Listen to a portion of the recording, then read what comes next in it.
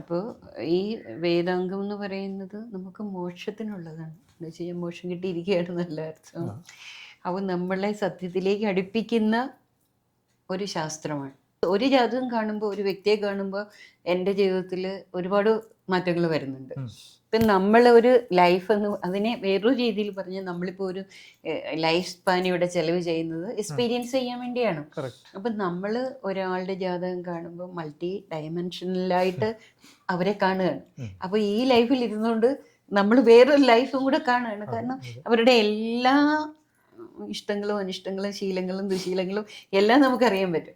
ഞാൻ എപ്പോഴും പറയാം, ഒരാളൊരു ക്രൈം ചെയ്തു എന്ന് കേൾക്കുമ്പോൾ നമ്മൾ ഈശ്വരൻ ഞാനങ്ങനെ ആയില്ലല്ലോ എന്നുള്ളത്, അത് പ്രകൃതി നമ്മളെ അങ്ങനെ ആക്കിയില്ലല്ലോ എന്നുള്ളതിന്റെ ഒരു ഗ്രാറ്റിറ്റ്യൂഡ് ഉണ്ടായാലേ പറ്റുള്ളൂ. ജനിച്ച് ജീവിച്ച സ്ഥലത്തു നിന്ന് ഒരു 100 കിലോമീറ്ററുകൾക്ക് അപ്പുറത്ത് പോയിട്ടായിരിക്കും ഇന്ന ഒരു പീരീഡിൽ താമസിക്കുക. പിന്നെ എല്ലാം ഒരു വിധം അത്യാവശ്യമുള്ള കാര്യങ്ങളൊക്കെ പറഞ്ഞിരുന്നു. ചിലരിപ്പോൾ എന്നോട് ചോദിക്കാറുണ്ട്, ഞാൻ 6 മാസം മുന്നേ സംസാരിച്ചായിരുന്നു നമ്മൾ, അപ്പോൾ ഞാൻ അങ്ങനെ പറഞ്ഞിരുന്നല്ലോ എന്നൊക്കെ ചോദിക്കും. എനിക്കൊരിക്കലും ഓർമ്മയുണ്ടാവില്ല. പക്ഷെ ചില അപൂർവം ചില ആളുകൾ അവരുടെ ചില തീക്ഷ്ണമായ വേദനകൾ ഒക്കെ നമ്മളെ വല്ലാതെ, ഇപ്പൊ പോലും ഇത് സംസാരിക്കാൻ പോലും എനിക്ക് ബാല്യകാലത്തെ കുറിച്ച് കഷ്ടമായിരുന്നു. ഭക്ഷണത്തിന് പോലും ബുദ്ധിമുട്ടിട്ടുണ്ട്. ടേസ്റ്റ് ഭക്ഷണം മോഷ്ടിച്ച് കഴിക്കേണ്ടി വന്നിട്ടുണ്ട് എന്നൊക്കെ പറയുന്നൊരവസ്ഥയിൽ വേറൊരാൾ പറഞ്ഞു, എൻ്റെ ജീവിതവും കഷ്ടമായിരുന്നു. ഇത് സ്കൂളിൽ എല്ലാ ദിവസവും ഉച്ചയാകുമ്പോൾ വീട്ടിൽ നിന്ന് ബിരിയാണി കൊടുത്തു വിടും, അതെനിക്ക് കഴിക്കാൻ താല്പര്യമുണ്ടായിരുന്നില്ല എന്നാണ് അതിൻ്റെ കമൻറ്റ് പറഞ്ഞത്. അടുത്ത ആൾ പറഞ്ഞു. നമസ്കാരം, ദേവപ്രയാഗ് അസ്ട്രോയുടെ പുതിയൊരു അധ്യായത്തിലേക്ക് സ്വാഗതം. ശാന്തി ചേച്ചി നമ്മുടെ കൂടെയുണ്ട്. ചേച്ചി നമസ്കാരം. നമസ്തേ ചേച്ചി. നമ്മളിപ്പോൾ പല സബ്ജക്റ്റിനെ പറ്റിയും സംസാരിച്ചു. ഇവിടെ എനിക്ക് ഒരു ചോദ്യം ചേച്ചിയോട് ചോദിക്കാനുള്ളത്, ഈ ജ്യോതിഷം എന്ന സബ്ജക്റ്റിലൂടെ ചേച്ചി ഇത്രയും നാൾ ചരിച്ചു കൊണ്ടിരുന്നപ്പോൾ അത് സ്വന്തം വ്യക്തിത്വത്തിൻ്റെ ഒരു പ്രതിഫലനം കണ്ടെത്താനുള്ള ഒരു ഊർജം അല്ലെങ്കിൽ ഒരു കഴിവ് ചേച്ചിക്ക് നേടാനായി എന്ന് തോന്നുന്നുണ്ടോ? അതിൽ നിന്ന് കൂടുതൽ ശക്തി ആർജിക്കാനുള്ള ഒരു ശേഷി കൈവന്നോ എന്ന്? ഒരു പാകപ്പെടുത്തലാണ്, മനസ്സിൻ്റെ ഒരു പാകപ്പെടുത്തൽ സ്വയം. അത് ജ്യോതിഷം പഠിക്കാൻ ആഗ്രഹിക്കുന്നവർക്ക് കൂടി ഇതൊരു സഹായകരമായ ഒരു ചോദ്യമായിരിക്കും ചേച്ചി അതിനുള്ളൊരു ഉത്തരം തന്നു കഴിഞ്ഞാൽ. അസ്ട്രോളജി എന്ന് പറയുന്നത് തന്നെ വേദാംഗമാണ്. വേദാംഗം വേദത്തിൻ്റെ അംഗമാണ്, ആയുർവേദം പോലെ. അപ്പോൾ ഈ വേദാംഗം എന്ന് പറയുന്നത് നമുക്ക് മോക്ഷത്തിനുള്ളതാണ്. എന്ന് വെച്ച് കഴിഞ്ഞാൽ മോക്ഷം കിട്ടിയിരിക്കുകയാണ് നല്ല അർത്ഥം. അപ്പോൾ നമ്മളെ സത്യത്തിലേക്ക് അടുപ്പിക്കുന്ന ഒരു ശാസ്ത്രമാണ്.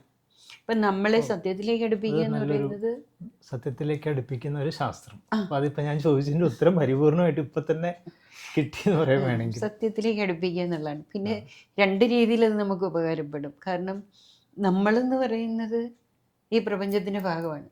ഇപ്പം സുരേഷിൻ്റെ ജാതകത്തിൽ നോക്കി ഞാൻ എന്തെങ്കിലും സുരേഷിന് കറക്റ്റ് ചെയ്യേണ്ട കാര്യമുണ്ട് എങ്കിൽ അത് എന്നിൽ തന്നെ ഉള്ളതാണ്. അപ്പം ഞാൻ പറയുന്നത് ക്ലിയർ ആവുന്നുണ്ട്? ക്ലിയർ ആണ്. അത് ഒരു പിൻ പോയിന്റ് ആയിട്ട് ചേച്ചി അത് പോയിന്റ് ഔട്ട് ചെയ്തതിൻ്റെ ഒരു രസം അനുഭവിക്കായിരുന്നു ഞാൻ. അപ്പോൾ ഞാനിപ്പം പറയുന്നത് സുരേഷിന് ഇങ്ങനൊരു ശീലമുണ്ട് അല്ലെങ്കിൽ കറക്റ്റ് ചെയ്യേണ്ട ഒരു കാര്യമുണ്ടെന്ന് ഞാൻ സുരേഷിനെ അത് നോക്കി മനസ്സിലാകുമ്പോൾ ഞാൻ സ്വയം ചോദിക്കും, ഇത് എനിക്കുണ്ടോ എന്നുള്ളത്. ചേച്ചി ഇതിൻ്റെ ഇടയ്ക്ക് ഒരു ചെറിയൊരു പോസ് എടുത്തിട്ട് ഒരു കാര്യം പറഞ്ഞോട്ടെ. ഇന്നലെ ഞാനൊരു ആർട്ടിക്കിൾ വായിക്കുമ്പോൾ നമ്മൾ സൂർദാസ്, കബീർദാസ് അങ്ങനെ അവരുടെ പല ദോഹകളും പഠിച്ചിട്ടുണ്ട്, സൂക്തങ്ങൾ. അതിൽ അദ്ദേഹത്തിൻ്റെ ഒരു ചൊല്ലായിരുന്നു, ഞാൻ ഈ ലോകത്ത് വേഴ്സ്റ്റായിട്ടുള്ള അല്ലെങ്കിൽ മോശം സ്വഭാവമുള്ളവരെ കണ്ടെത്താനായിട്ട് ഞാനൊരു യാത്ര നടത്തി പലയിടങ്ങളിലും. അവസാനം തിരിച്ചെത്തിയിട്ട് ഞാൻ എൻ്റെ ഉള്ളിലേക്ക് നോക്കിയപ്പോൾ ഞാൻ ആരെയും കണ്ടില്ല, കണ്ടെത്താൻ കഴിഞ്ഞില്ല. അത് ഒരു ഫോക്കസിങ്ങും ലെവലും കൂടി അതിലുണ്ട്, അദ്ദേഹത്തിൻ്റെ ഒരു ഫോക്കസിങ് ലെവലും കൂടി ഉണ്ട്. പക്ഷെ തിരിച്ചെത്തിയിട്ട് എൻ്റെ ഉള്ളിലേക്ക് നോക്കിയപ്പോൾ എന്നെക്കാളും മോശമായിട്ട് വേറെ ആരെയും കണ്ടില്ല. ഞാനിപ്പോഴും പറയാറുണ്ട്, നമ്മൾ ഓരോ കാര്യങ്ങളെ പറ്റി പഠിപ്പിക്കുമ്പോഴേ ക്ലാസ്സിൽ പറയാറുണ്ട്. കാരണം നമ്മൾ പറയും ഇത് അവർക്കുള്ള കാര്യമാണ് എന്ന് പറയും, ഇത് നമുക്കുള്ള കാര്യമാണ്. അവരും നമ്മളും തമ്മിൽ ഒരു വ്യത്യാസവും ഇല്ല. എന്തൊക്കെ പ്രപഞ്ചത്തിലുണ്ട് അതൊക്കെ നമ്മളിലും ഉണ്ട്. അപ്പോൾ ഇത് നമ്മളിപ്പോൾ ഒരു മൈക്രോസ്കോപ്പിക്കായിട്ട് ഇതിനെ കണ്ടെത്തി കഴിയുമ്പോൾ തീർച്ചയായിട്ടും നമ്മുടെ മൈൻഡ് തന്നെ ഓട്ടോ സെഷൻ കൊടുത്തു തുടങ്ങും. ഓ. അപ്പോൾ എൻ്റെ സ്വഭാവത്തിൽ ഓരോ ദിവസം ഒരു ജാതകം കാണുമ്പോൾ, ഒരു വ്യക്തിയെ കാണുമ്പോൾ എൻ്റെ ജീവിതത്തിൽ ഒരുപാട് മാറ്റങ്ങൾ വരുന്നുണ്ട്. ഇപ്പം നമ്മൾ ഒരു ലൈഫ് എന്ന് അതിനെ വേറൊരു രീതിയിൽ പറഞ്ഞാൽ നമ്മളിപ്പോൾ ഒരു ലൈഫ് സ്പാൻ ഇവിടെ ചെലവ് ചെയ്യുന്നത് എക്സ്പീരിയൻസ് ചെയ്യാൻ വേണ്ടിയാണ്. അപ്പം നമ്മൾ ഒരാളുടെ ജാതകം കാണുമ്പോൾ മൾട്ടി ഡയമെൻഷനലായിട്ട് അവരെ കാണുകയാണ്. അപ്പോൾ ഈ ലൈഫിൽ ഇരുന്നുകൊണ്ട് നമ്മൾ വേറൊരു ലൈഫും കൂടെ കാണുകയാണ്. കാരണം അവരുടെ എല്ലാ ഇഷ്ടങ്ങളും അനിഷ്ടങ്ങളും ശീലങ്ങളും ദുശീലങ്ങളും എല്ലാം നമുക്കറിയാൻ പറ്റും. അപ്പോൾ അങ്ങനെ ഒരു കാഴ്ച കാണുമ്പോൾ നമ്മൾ ഈ ലൈഫിലിരുന്ന് അയ്യോ ഇങ്ങനെയും ഒരു ലൈഫുണ്ട് എന്ന് നമ്മൾ കൃത്യമായി അത് ലോജിക്കലി കാണുകയാണ്. അപ്പോൾ ആ പരിവർത്തനം നമ്മുടെ ഉള്ളിലാണ് വരിക. അപ്പോൾ തീർച്ചയായിട്ടും അതൊരു മോശമാർഗ്ഗമാണെന്ന് പറഞ്ഞാൽ ശരിക്കും മോശമാർഗ്ഗമാണ്. കാരണം നമ്മളെ സത്യത്തിലേക്ക് നയിച്ചുകൊണ്ടിരിക്കുകയാണ്. എന്താണ് നമുക്ക് കറക്റ്റ് ചെയ്യേണ്ടത്, അല്ലെ ഇങ്ങനെ ലോകത്തുണ്ട്, നമ്മളിങ്ങനെ ആകാതിരുന്നതിൻ്റെ ഒരു ഗ്രാറ്റിറ്റ്യൂഡ് അതും ഭയങ്കരമാണ്. ഞാൻ എപ്പോഴും പറയാം, ഒരാളൊരു ക്രൈം ചെയ്തു എന്ന് കേൾക്കുമ്പോൾ നമ്മൾ ഈശ്വര ഞാനങ്ങനെ ആയില്ലല്ലോ എന്നുള്ളത്, അത് പ്രകൃതി നമ്മളെ അങ്ങനെ ആക്കിയില്ലല്ലോ എന്നുള്ളതിൻ്റെ ഒരു ഗ്രാറ്റിറ്റ്യൂഡാണ് ഉണ്ടായാലേ പറ്റുള്ളൂ. അപ്പോൾ ഈ തീർച്ചയായും പരിവർത്തനങ്ങളാണ്. ഞാൻ വളരെ അതിൻ്റെ ഒരു ഏറ്റവും വലിയൊരു ഉദാഹരണം പറഞ്ഞു കഴിഞ്ഞാൽ ഹൈസ്കൂളിലൊക്കെ പഠിക്കുന്ന സമയത്ത് ആൻസർ പേപ്പറിൽ എഴുതിയിട്ട് മാർക്ക് വാങ്ങുമായിരുന്നു. പക്ഷെ ഒരു ചോദ്യം ചോദിച്ച ഉത്തരം പറയില്ലായിരുന്നു. എണീറ്റ് നിന്ന് വിയർക്കുള്ളൂ, ആ തുറന്ന് സംസാരിക്കാനുള്ള ഒരു ഡിസോർഡർ ആയിരുന്നിരിക്കാം. സഭാകമ്പമാണോ ഭയമാണോ എന്താണോ, ഞാനങ്ങനെ ആരോടും അങ്ങനെ അധികം സംസാരിക്കുന്ന ആളല്ലായിരുന്നു. അപ്പോൾ അത് ജ്യോതിഷം പഠിച്ച് കഴിഞ്ഞപ്പോൾ ഒരു അന്യനിമിഷം കൊണ്ടുള്ള വ്യത്യാസങ്ങളുടെ, ഞാനിപ്പോൾ ഒറ്റയ്ക്ക്, ഇപ്പോഴല്ല പണ്ട് തന്നെ ഒറ്റയ്ക്ക് യാത്ര ചെയ്യുന്നു, ഒറ്റയ്ക്ക് പല കാര്യങ്ങളും ചെയ്യുന്നു. എൻ്റെ സെമിനാറുകൾ സംഘടിപ്പിച്ചാൽ അതിൽ പോയിട്ട് സംസാരിക്കുന്നു, സംവാദങ്ങളിൽ സംസാരിക്കുന്നു.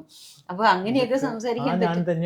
ഞാൻ തന്നെയാണോ ഈ ഞാൻ വ്യത്യാസം എനിക്ക് ഭയങ്കര അതിശയമായിട്ട് തോന്നും. പക്ഷേ അതിന് വേറൊരു മറുവശം കൂടെ നമുക്ക് ചോദ്യം ചോദിക്കുന്നവർക്ക് ചോദിക്കാം.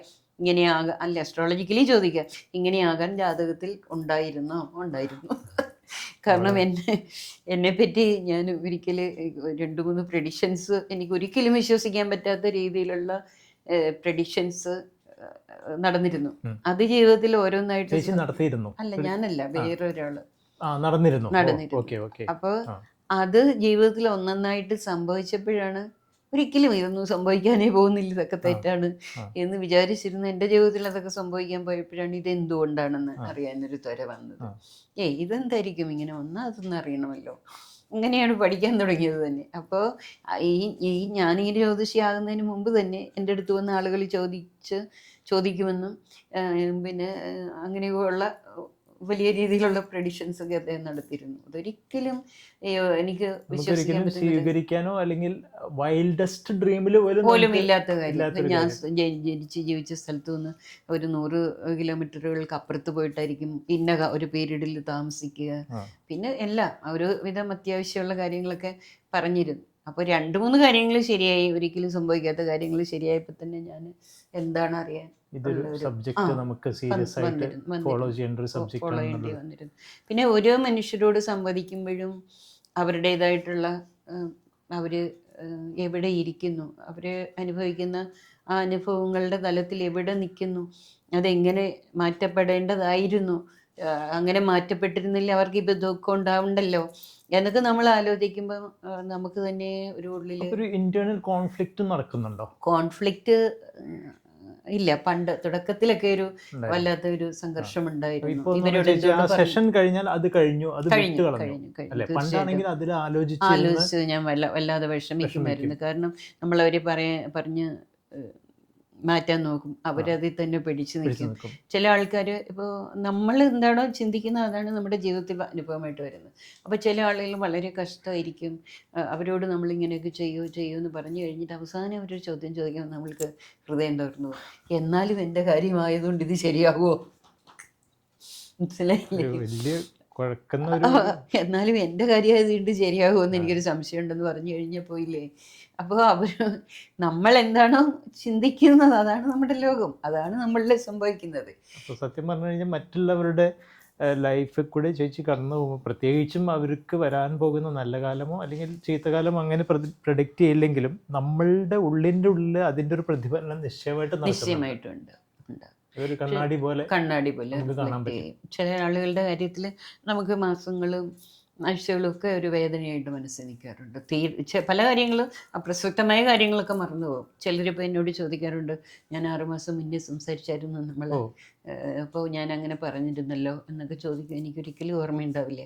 പക്ഷെ ചില അപൂർവം ചില ആളുകൾ അവരുടെ ചില തീക്ഷ്ണമായ വേദനകൾ ഒക്കെ നമ്മളെ വല്ലാതെ, ഇപ്പം പോലും ഇത് സംസാരിക്കാൻ പോലും ചില കുട്ടികളെ ദുഃഖിപ്പിക്കും. അർത്ഥമില്ല ദുഃഖിക്കുന്ന കാര്യമില്ല. ചില സമയങ്ങളിൽ അതിനൊരു പരിഹാരം അവർക്ക് കിട്ടിയോ എന്നുള്ള ചിന്ത വരും തീർച്ചയായിട്ടും. അവർ എന്തായി, അയ്യോ, അവർക്ക് വേണ്ടി ഒരു പ്രാർത്ഥന വരും നമ്മുടെ മനസ്സിലെ. അവരോട് പിന്നൊന്നും അവരെ കാണുന്നില്ലെങ്കിൽ പോലും ഒരു വലിയ ഒരു പ്രാർത്ഥന. ഇപ്പൊ ഇത് പറയുമ്പം പോലും ഒരു പെൺകുട്ടി എൻ്റെ മനസ്സിലുണ്ട്. അവരുടെ 2 കുട്ടികൾക്ക് പ്രോബ്ലംസ് ഉണ്ട്.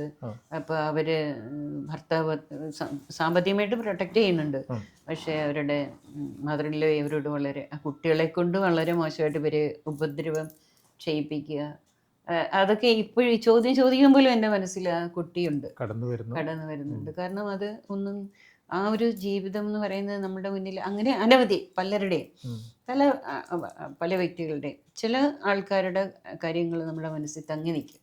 പക്ഷെ ഞാനത് പരമാവധി സറണ്ടർ ചെയ്യും, പിന്നെ വിട്ടുകളയും. അത് നമ്മൾ കൂടുതൽ വൈകാരികമായിട്ട് അതിനെടുക്കുന്നതുകൊണ്ടാണോ, ആ വ്യക്തിയുടെ തീക്ഷ്ണമായ അനുഭവങ്ങൾ ഭയങ്കര പ്രശ്നമാണ് അദ്ദേഹത്തിനെന്ന് ചേച്ചിയുടെ ഉള്ളിൻ്റെ ഉള്ളിൽ തോന്നുന്നതുകൊണ്ടാണോ അങ്ങനെ അല്ല, അവര് അത് അനുഭവിക്കുന്ന വേദന എനിക്ക് മനസ്സിലാവുന്നതുകൊണ്ട്, അവരനുഭവിക്കുന്ന പെയിൻ. ഇപ്പൊ പറഞ്ഞല്ലോ ചിലരുടെ മാത്രമേ അത്രയും, അല്ല, ചിലരുടെ വേദന എന്ന് പറയുന്നത്, നമ്മളിപ്പോ അതിനൊരു ഉദാഹരണം പറഞ്ഞാല്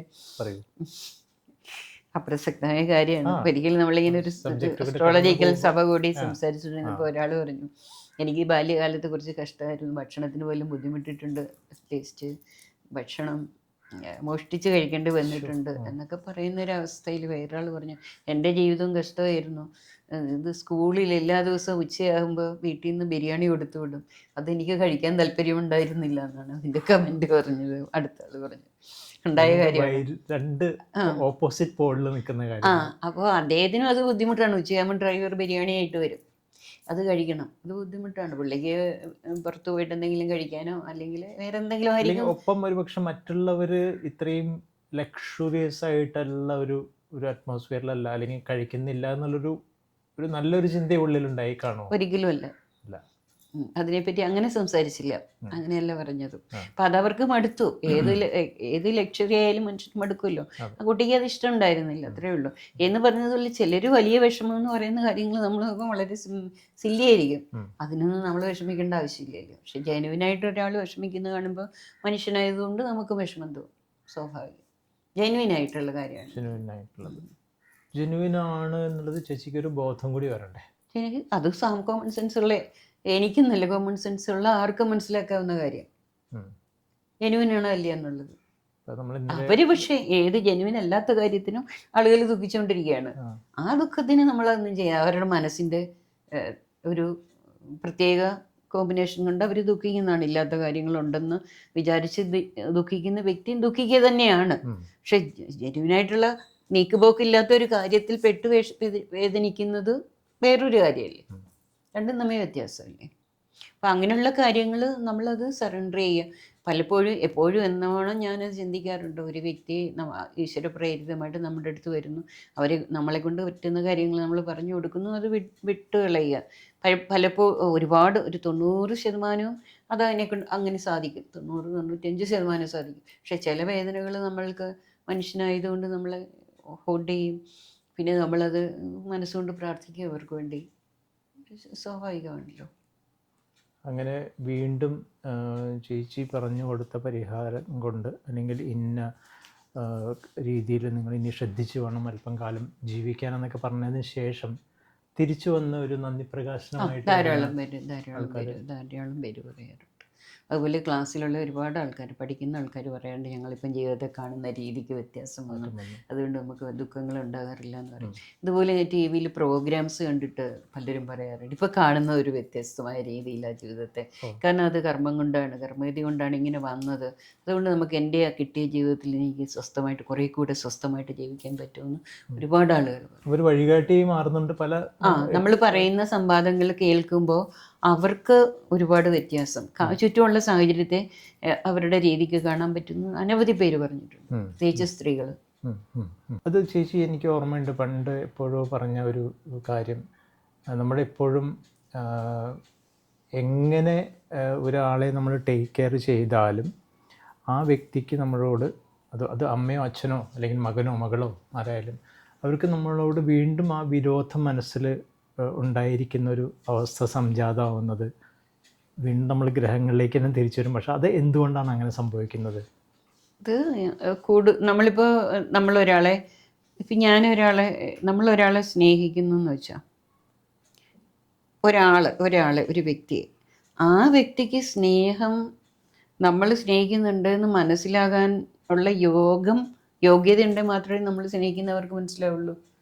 ഇല്ലെങ്കിൽ നമ്മൾ അവരോട് ഒരു സ്നേഹവും ഇല്ലെങ്കിലും അവർക്ക് നമ്മളുടെ അടുത്തുനിന്ന് സ്നേഹം ഉണ്ടെന്ന് ഫീൽ ചെയ്യുന്നത് അവരുടെ മാത്രം മനസ്സിൽ സംഭവിക്കുന്ന കാര്യങ്ങളാണ്. അല്ലാതെ നമ്മൾ എന്ത് ചെയ്യുന്നു എന്നുള്ളതനുസരിച്ചല്ല അവരുടെ മനസ്സിൽ ഉള്ള ഫീലിങ്സ്. നമ്മൾ എന്ത് ചെയ്താലും അവർക്കത് മനസ്സിലാകുന്നുണ്ടോ എന്നുള്ളത് അവരുടെ മനസ്സിൻ്റെ അവസ്ഥയാണ്, നമ്മുടെ അല്ല. പക്ഷെ നമ്മൾ കൊടുക്കുന്ന സുഖഭോഗങ്ങൾ അവര് അനുഭവിക്കുന്നുണ്ടാവും. സുഖഭോഗങ്ങൾ വേറെ, ഫീലിങ്സ് വേറെയാണ്. പക്ഷെ ആ സുഖഭോഗത്തിൽ നിന്നല്ലേ ചേച്ചി ഒരു ഫീലിംഗ് വരിക? സുഖഭോഗം കൊണ്ടാണ് മനുഷ്യന് സ്നേഹം? അങ്ങനെ അല്ല, സ്നേഹമല്ല. ഒരു വ്യക്തി നമ്മളെ സഹായിക്കുന്നു, ആ വ്യക്തിയോട് തിരിച്ചൊരു നന്ദി അല്ലെങ്കിൽ ഒരിക്കലും അങ്ങനെ വേണമെന്ന് നിർബന്ധമൊന്നുമില്ല. ഞാൻ എന്തോ വലിയൊരാളായതുകൊണ്ട് അവരെനിക്ക് ഇത് സുഖഭോഗങ്ങളൊക്കെ തരുന്നു, ഞാനിത് ഡിസേർവ് ചെയ്യുന്ന ആളാണ്, ഇതൊന്നും അല്ല ഇതിൽ കൂടുതലാണ് ഡിസേർവ് ചെയ്യുന്നതെന്നാണ് അവരുടെ ആറ്റിറ്റ്യൂഡെങ്കിൽ എന്ത് ചെയ്യാൻ പറ്റും? നമ്മളുടെ മനസ്സിൽ നടക്കുന്ന സംവേദനങ്ങളെല്ലാം നമ്മളുടെ മനസ്സിൽ മാത്രം നടക്കുന്നതാണ്. മറ്റു വ്യക്തിയുടെ മനസ്സിൽ നടക്കുന്ന സംവേദനങ്ങളെല്ലാം അവരുടെ വ്യക്തിത്വത്തിൻ്റെ, അവരുടെ അനുഭവങ്ങളുടെ ആകത്തുകയാണ്. നമ്മൾക്കിപ്പോൾ ഒരു ചെറിയൊരു കാര്യം, ഒരു നല്ല കാര്യം ചെയ്താലും നമ്മളുടെ ഉള്ളിൽ ഗ്രാറ്റിറ്റ്യൂഡ് തോന്നുന്നത് നമ്മുടെ മാത്രം ഫീലിംഗ് ആണ്, അവരുടെ അല്ല. അപ്പോൾ നമ്മൾ അവർക്ക് എന്ത് കൊടുത്താലോ, അത് വസ്തുക്കളായാലും മനസ്സായാലും അവർക്കത് മനസ്സിലാകുന്നുണ്ടോ ഇല്ലെന്നുള്ള അവരുടെ ഭാഗ്യം പോലെ, അവരുടെ ചിന്ത പോലെ, അവരുടെ കർമ്മം പോലെ, നമ്മുടേതുമായിട്ട് അതിനൊരു ബന്ധമില്ല. അപ്പോൾ നമ്മളവിടെ നമുക്ക് ചെയ്യാവുന്നത് ചെയ്യുക, പിന്നെ ന്യൂട്രലായിട്ട് നിൽക്കാം, ഫലം ഇച്ഛിച്ചാൽ ദുഃഖിക്കും, അത്രേ ഉള്ളൂ. അതെ. അപ്പോൾ ഇതുവരെ നമ്മോടൊപ്പം സംസാരിച്ച ശാന്തി ചേച്ചി നിരവധി കാര്യങ്ങളാണ് നമുക്ക് പറഞ്ഞു തന്നത്. പോസിറ്റീവായിട്ട് നമുക്ക് എടുക്കാവുന്ന നിരവധി കാര്യങ്ങൾ നിത്യജീവിതത്തിൽ. പുതിയൊരു അധ്യായമായിട്ട് വീണ്ടും കാണുന്നവരെ നിങ്ങൾക്ക് ഏവർക്കും നന്ദി, നമസ്കാരം.